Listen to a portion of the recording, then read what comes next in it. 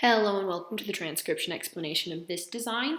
It was done using Loren Sherman's fan-made Gallifreyan script, which uses a combination of dots and lines on these 4 different stems to make our consonants.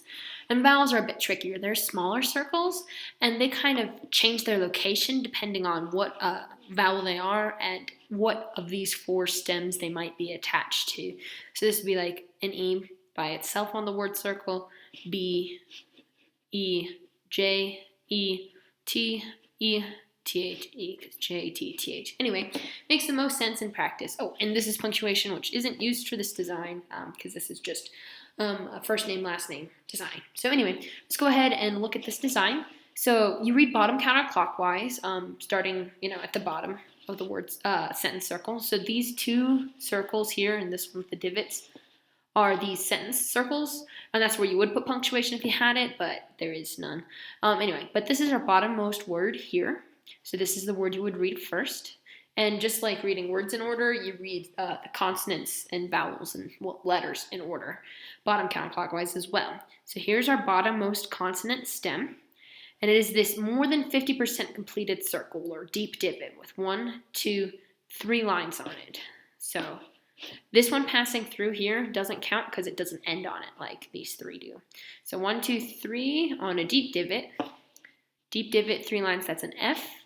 And then we have a smaller circle, so it's a vowel, and we're on this stem, and it's got 1 line going towards the middle. So it would be right in the middle of the stem circle, so it's an E, I, or U, and it's got a line going towards the middle, so that's an I. So just checking, here's the I with that stem going towards the middle, yep. F-I, continuing around, here's our next stem. It's a circle inside our word circle, so here's the word circle line, and this is a little circle inside it for the stem. And there's 1 line ending on it here. This line and this line pass through it, so it's just this one that counts. So that is an N. Continuing around, here's our next stem. It's the same stem as this, except 1, 2, 3 dots are on it. So that's an L.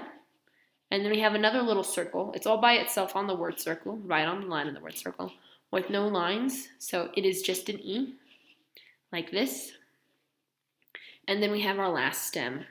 And it's a complete circle on the line of the word circle. So it's this stem with 1, 2 dots. So that is a Y. So Finley, continuing around, here's our next word circle. Here's the bottom of it with our first stem here. It's this 50% or less completed circle with 1, 2, 3 lines on it. So that's an S. Continuing around, here's our next stem. It's the same as these 2. And on it, there are 4 dots. 1, 2, 3, 4. Now, this letter C is only supposed to be used in proper nouns or like acronyms or something where it matters. So the name S-C-O-T-T is important compared to S-K-O-T-T because maybe some Scots spell their name like that or with the C or with the K. Anyway, so in names and proper nouns, that's really the only time you use the C letter. And then we have an O. It's another little circle, and it's located inside our word circle. So this is the word circle line. O's are inside, A's are outside. So here's a little O, which looks like this. And then we have a double line here, so that's a double letter. And since they're the same thickness, they're the same letter. And this letter is a shallow divot with nothing modifying it, so that's a TT. So Finley Scott.